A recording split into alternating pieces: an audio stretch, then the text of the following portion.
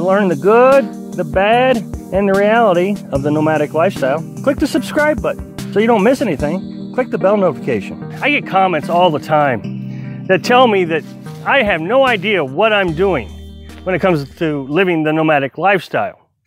Now, here's the thing I have to question. I've been doing this 2.5 years, and we did a very long test run before we actually did it. So we're close to 3 years living this nomadic lifestyle. And we've done everything we possibly can to be very successful at being nomads. And I think we have been very successful. But then I try to explain to you the realities of the lifestyle.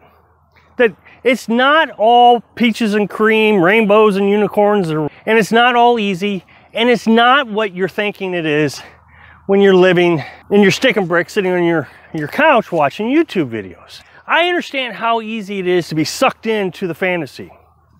And I get a lot of comments, for example, that say, you need to get a drone so we all can see the drone footage.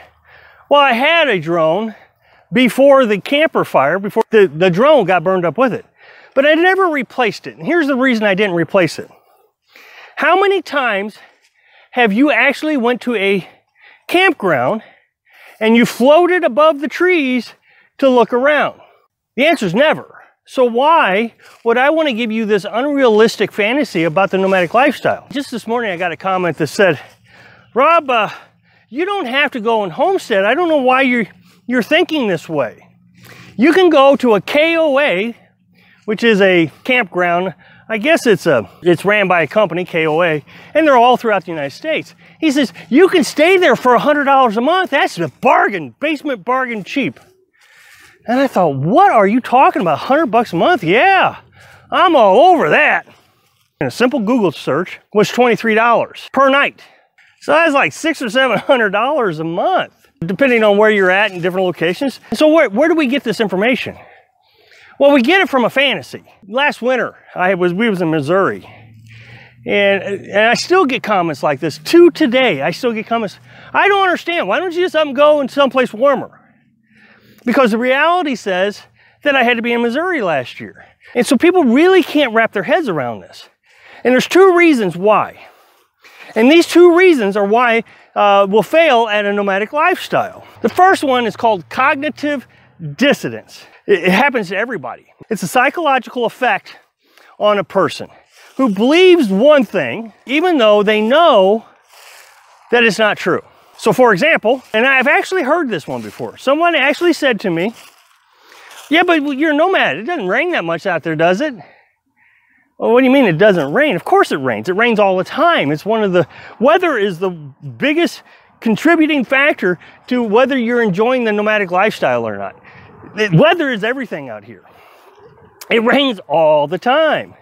It snows, it gets cold, it's windy. But there's a perfect example of cognitive dissonance. I believe that when you become a nomad, for some reason, Mother Nature is just going to say, okay, you're always going to have 70-degree temperatures. Even though that you know, because science says so, that it rains all the time. To put this in a better perspective, the example the scientists give is the boss asks you to write a report, and you spend tons of time on it and work really hard at it. And you're very proud of it. And you turn this report into the boss. You ask the boss, you say, what did you think of the report? Now you're expecting him to say, wow, that was great, you know. But instead he says, it was the worst report I've ever seen. What'd you do, write it in crayon? And you're like, huh? And so instead of being mad at yourself for writing a bad report, you're mad at the boss. I just got a comment this morning. Someone said, you know, Rob, I just watched a video and they gave I forget it was, the 7 harsh realities of the nomadic lifestyle. And everybody down in the comment section, oh, you're so negative. Oh, you're so negative. The reason they're negative is because they have cognitive dissonance. They believe the nomadic lifestyle is going to be the solution to all their problems. And then when you tell them, it's not them, they're not wrong. They believe this. It's got to be the YouTubers lying to them. They're negative. The other thing that affects people, it's called the Dunning-Kruger effect. I'm probably saying it wrong. I'll put the spelling right here on the screen. The less you know about a subject, the more you think you know about it. And this is big about commenters and this lifestyle and people who believe about this lifestyle. They believe they know everything there is to know. But in reality, they don't know very much. So that causes them a lot of problems. I mean, it's easy to get on YouTube and listen to all the YouTubers say, okay, this is how you go to the bathroom in a bucket, and this is how you do electric, and this is how you travel around, and this is how you find free campsites. But you don't actually know any of it. But you think you know everything because you've done such a good job of researching everything. There's no way you've missed anything. Then the second part of this is the more you know about a subject, the less you think you know about it. So I've been out here for 3 years, for example, and so I've learned a lot about it. But the more I learn, the more I realize, man, you know, what's next? What's going to happen next? There's something that's going to happen that's going to get in the way of this. You know, they keep shutting down campgrounds. Are they just going to kick us out? Is the federal government going to come in? So there's so much that I don't know, even though I know a lot about it. And the reason this is because I've seen so much happen that I'm now realizing there's a lot that I may not know. So an example of this might be, let's use the freecampsites.net, for example. Well, I know how to find campgrounds.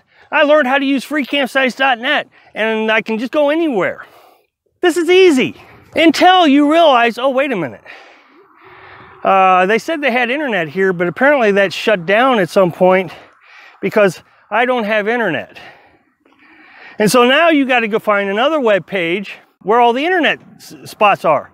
You know, do they have Verizon or AT&T? I finally found a website called Sensorly, but it took me almost 1.5 years to find this website. You know, I thought I'd be able to go anywhere I wanted in the wintertime. It's going to be warm. I'll go down to Florida. It's going to be perfect. I get down to Florida, and we decided we were going to go down to Osceola National Forest. And by the time we actually got down there, most everything was closed. Again, I thought I knew everything, but I knew very little. And so before you come out here, you got to do test runs. And you got to do long test runs to try to minimize the impact of these two effects on your psychological makeup. Everybody has it. It happens to me, happens to you, happens to the best of people in the world. Thanks for watching. Click like if you like the video, and happy travels.